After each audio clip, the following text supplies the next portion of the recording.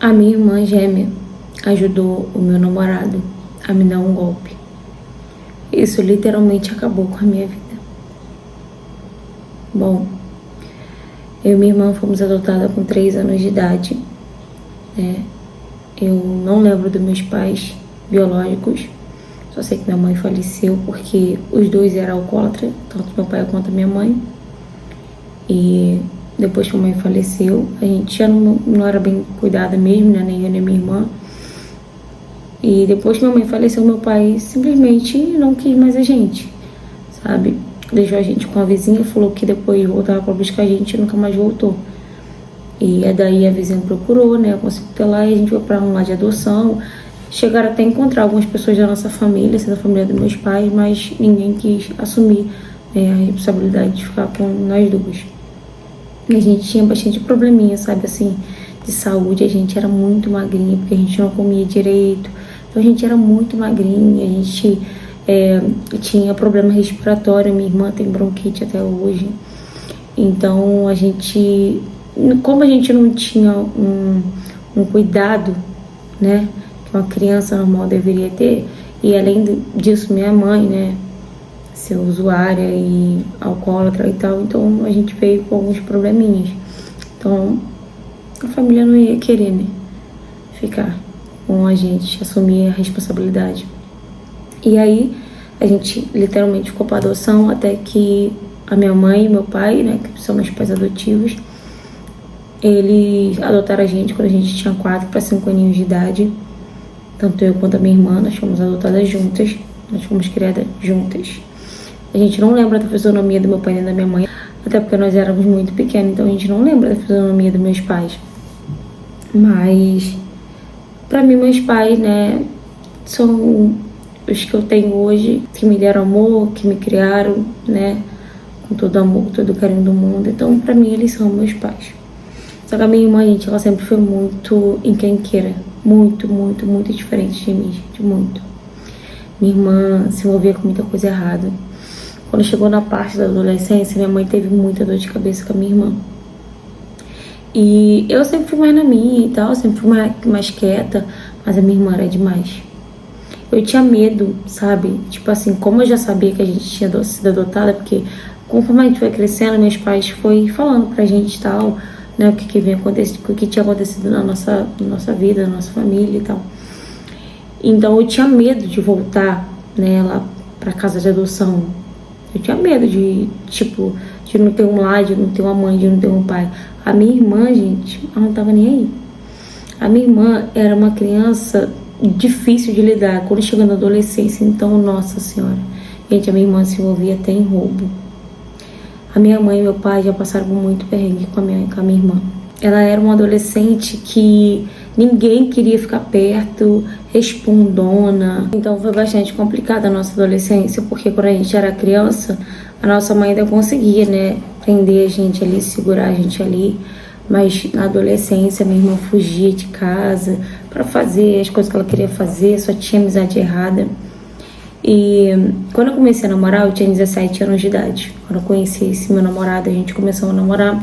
E muita gente falava dele, né? Falava da fama dele, que ele não era um garoto pra namorar, um garoto sério e tal. Mas ele me tratava tão bem, sabe? Então, eu não ligava pelo que as pessoas falavam. Mas meus pais também não gostavam muito dele. Meus pais aprovaram, porque se não aprovasse, né? Sabe como é que é? A gente acaba namorando escondido, algo do tipo assim. E aí o tempo foi se passando, né? Eu fui ficando cada vez mais apaixonada. Acabei tendo uma dependência emocional por esse meu namorado. E quando a gente tinha basicamente uns 3 anos juntos, ele fez uma festinha no meu aniversário, né? Que também era aniversário da minha irmã, porque a gente fazia aniversário juntos. Então, ele fez uma festinha pra mim.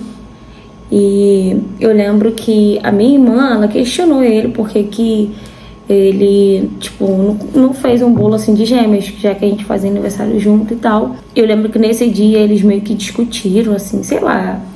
Achei um pouco estranho, mas também não liguei, sabe? Deixei pra lá, achei que era uma briga normal de cunhados, né? Então, deixei pra lá. Passou um tempo, eu arrumei um trabalho, né? Arrumei um emprego. E aí eu falei pra minha mãe, né, que eu queria morar sozinha, que eu queria já construir a minha vida e tal.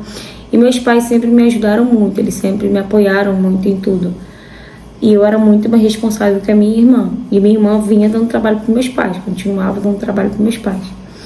Então, comecei a trabalhar, né, correr atrás de emprego, comecei a trabalhar. E aí, meus pais, eles financiaram um apartamento, né, para mim. E eles falaram que fariam o mesmo pela minha irmã quando ela decidisse, né, morar sozinha e tal. E eles foram me ajudando aos poucos a comprar as coisas. Eu lembro que eu comprei as coisas assim, do meu apartamento com muito suor, gente, muito suor, sabe? Eu deixava de comprar uma roupa nova pra mim ou algum lanche que eu queria comer pra poder juntar dinheiro e comprar as coisas do meu apartamento. E aí eu consegui, né? Tava ali com o meu apartamento toda feliz e o meu namorado tava comigo. Então ele ia lá pra casa direto e tal. Foi quando eu decidi dar a chave da casa, né? Do meu apartamento pra ele poder, né, entrar e sair a hora que ele quisesse. Às vezes eu ia trabalhar cedo e tinha que acordar ele para ele sair junto comigo. Então, para ele não ter que acordar cedo também, na hora que eu fosse trabalhar, porque ele não trabalhava, gente, ele vivia de bico, sabe? E era eu que sustentava o apartamento, mesmo ganhando um salário, sabe, bem pouco mesmo. Mas mesmo assim, eu sempre tinha ajudado meus pais, assim, com alguma coisa que faltava. E meus pais sempre vinham falando, né, pra mim não ficar dando tanta confiança e tal pra ele, senão ele ia acabar ficando lá em casa, morando lá em casa, não ajudando em nada. E eu nunca dei ouvido pra isso, né? Eu era apaixonada, eu era cega por ele, então eu nunca dei ouvido pra isso. Até que um dia eu e minha irmã tivemos uma briga muito, mas muito, muito feia. Porque, gente, eu deixei algumas coisas minhas na casa da minha mãe. E a minha irmã pegou essas coisas minhas, algumas coisas que tava pra ela vender, ela vendeu pra comprar, sabe, as coisas que ela queria usar. E aí ela vendeu e problema, sabe, não falou nada comigo. A minha roupa ela usava, que tinha ficado lá, ela usava. Então, cara, era muito complicada a nossa convivência. E aí eu briguei muito com ela, sabe, a gente quase caiu no pau nós duas. E depois disso, eu lembro que meu namorado, ele começou a não frequentar lá em casa direto como ele frequentava antes. Só que eu não estranhei, eu achei que era porque eu tava trabalhando muito, às vezes eu tinha que dobrar, então eu chegava ao trabalho muito tarde. Então eu achei que era por conta disso. Até que meu namorado um dia cismou que queria fazer uma surpresa pra mim e que era pra me chegar em casa só depois de tal hora, tipo assim. E aí eu falei, tá bom. E eu falei pra ele que quando eu saísse dali, eu ia, né, passar no mercadinho pra comprar algumas coisas. E depois eu ia, sei lá, na minha mãe até da hora, né, de eu poder voltar pra casa. E nisso, eu falei pra ele, quando você tiver acabado de fazer o que você tem que estar fazendo aí, você me manda mensagem. Ele falou, tá bom. E aí, eu saí do trabalho, fui no mercadinho, fui na casa da minha mãe. E fiquei lá na casa da minha mãe, conversando com ela. Aproveitei e peguei algumas coisinhas que ela tinha comprado de cozinha pra mim. E nada dele me mandar mensagem. Ficando muito tarde, nada dele me mandar mensagem.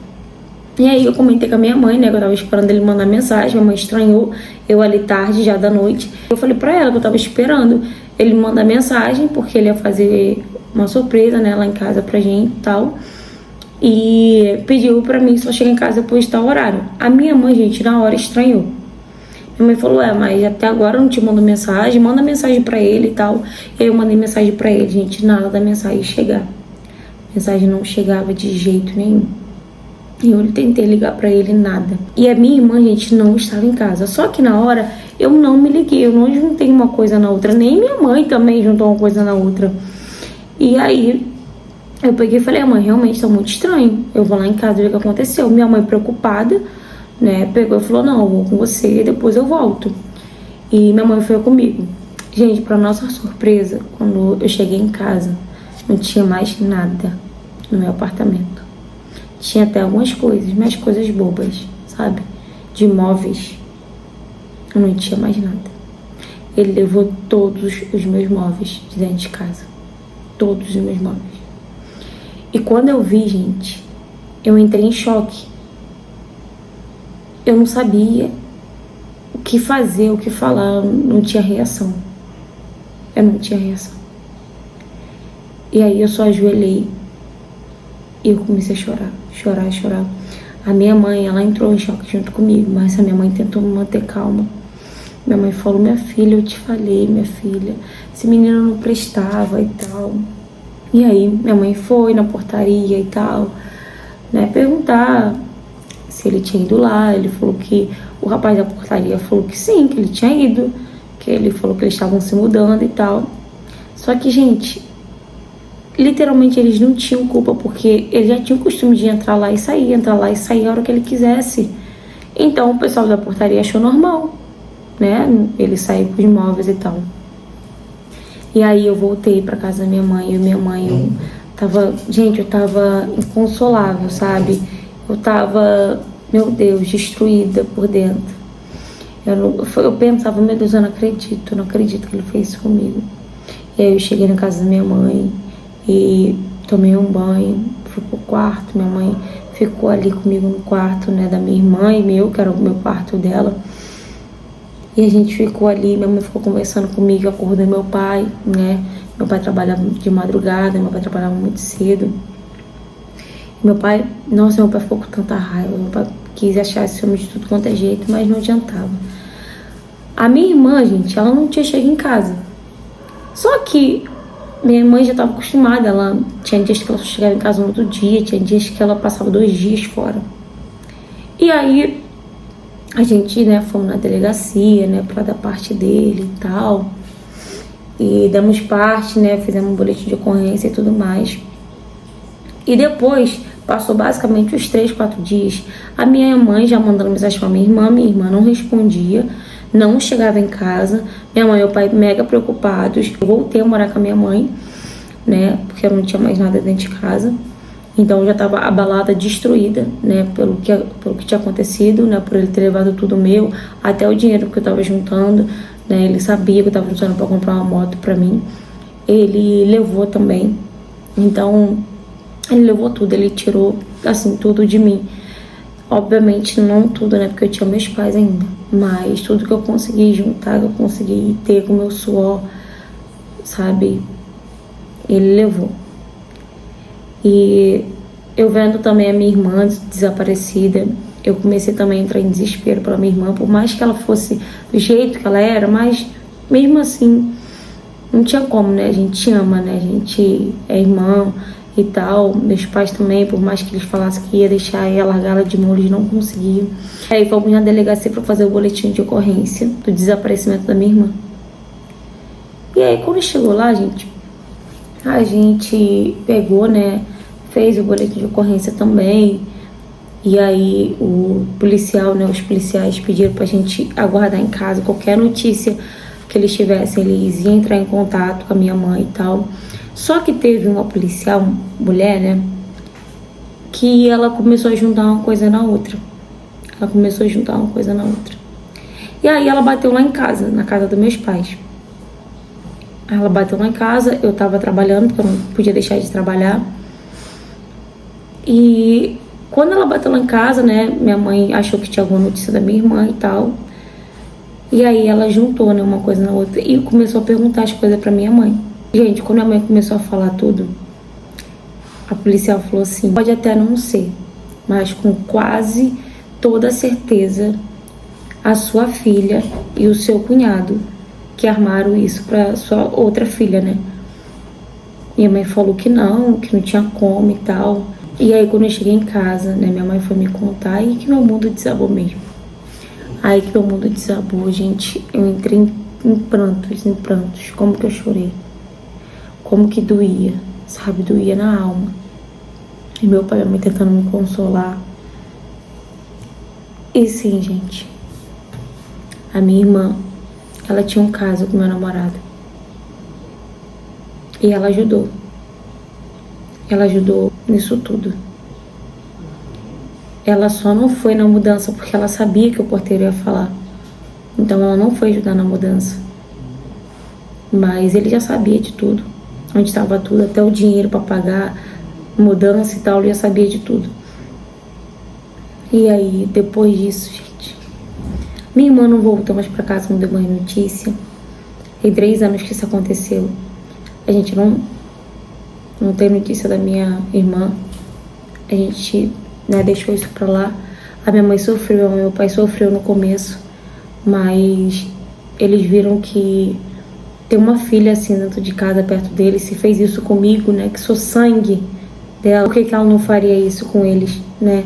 Que como ela dizia, várias vezes ela abriu a boca para dizer que eles não eram nada dela, que eles não eram nem do mesmo sangue que ela.